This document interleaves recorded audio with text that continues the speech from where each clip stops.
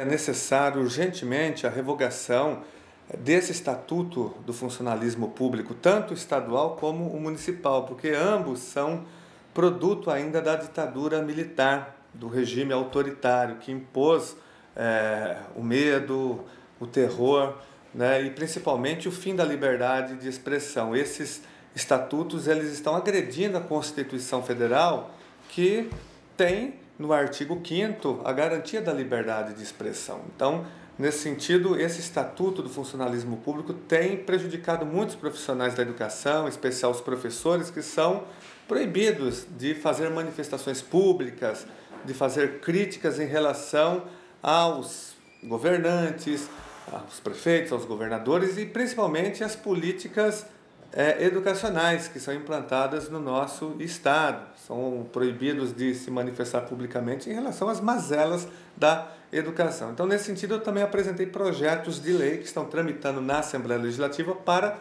a revogação desses artigos autoritários, desse Estatuto do Magistério, como já tinha apresentado também na Câmara Municipal quando eu era vereador. Agora, a nossa grande luta tem que ser no sentido da revogação desses artigos, né? Nós temos que pressionar a Assembleia Legislativa, a Câmara Municipal, a aprovar essas leis, porque é inconcebível que um estatuto feito, elaborado na ditadura militar, né, inspirado pelo ato institucional número 5, né, pelo regime autoritário, que esteja em vigor ainda hoje. Eu acho que o caminho é conjugar ação política e ação judiciária.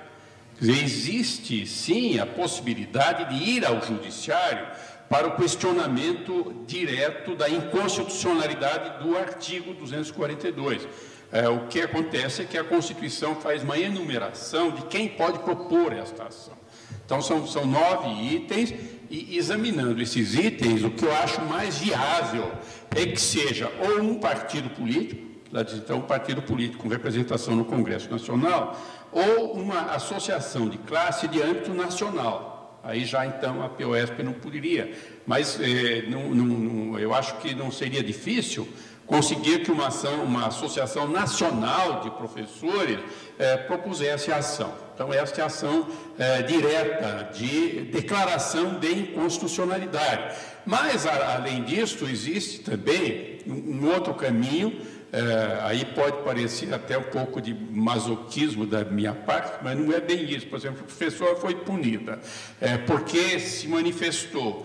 O que caberia, então? Entrar com um mandado de segurança contra essa punição.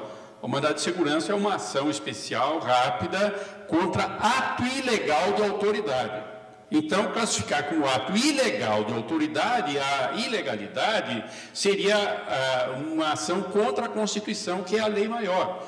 Então, bom, seria ótimo se um professor fosse punido agora, porque abriria a possibilidade de entrar imediatamente com o mandado de segurança, alegando a inconstitucionalidade. Então, são os dois caminhos para conseguir a declaração, ou a ação direta, ou a chamada incidente. Num caso concreto, fazer a defesa alegando a punição foi baseada numa lei inconstitucional. Aí apenas eu acrescentaria isso, eu ouvi lá o depoimento do deputado Genasi, então, porque como é que eu conjugaria ação política e jurídica? Quer dizer, na verdade, eu acho que é muito ingênuo querer um novo estatuto. Isso é assunto para 10 anos. E aí eu estou de acordo, não haveria também nenhuma condição para que com esta Assembleia Legislativa se conseguisse alguma coisa assim. Eu tenho algumas experiências com a Assembleia, inclusive na questão agrária. Hoje existe um rolo compressor do governo na Assembleia Legislativa. Mas se propusesse um projeto de lei alterando este artigo, e se fizesse uma ampla divulgação, eu acho que isso teria um peso muito grande. Quer dizer, além da iniciativa judiciária, a ação política. E não tenho dúvida de que vários professores de direito concordariam em dar um parecer para sustentar este projeto de lei. Então, o projeto já aparecia com uma sustentação pesada. Mas, além disso, e a par disso, fazer também a ação política. A ação política jurídica conjugada. Então, a meu ver, é esse o caminho. A educação educação deveria ser uma política de Estado, elaborada pela sociedade, para que ela pudesse ter continuidade. E com a atuação, né? Com a atuação da comunidade, principalmente nas instâncias, né?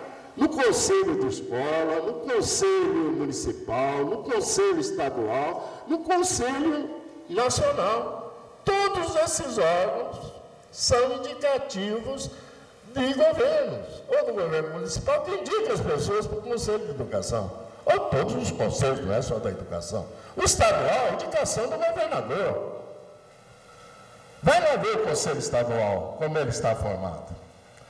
Conselho Nacional é indicação do ministro, do presidente, né? E é um órgão cartorial, não é um órgão deliberativo, né? É um órgão deliberativo, normativo, mas é um órgão acessório das secretarias, dos ministérios, para imprimir a política que se deve dar. Então, nós temos que democratizar, mas primeiro temos que acabar também com esse autoritarismo que impede a participação. A nossa escola, para começar lá de baixo, a nossa escola é extremamente autoritária. Ela não estimula a participação da comunidade.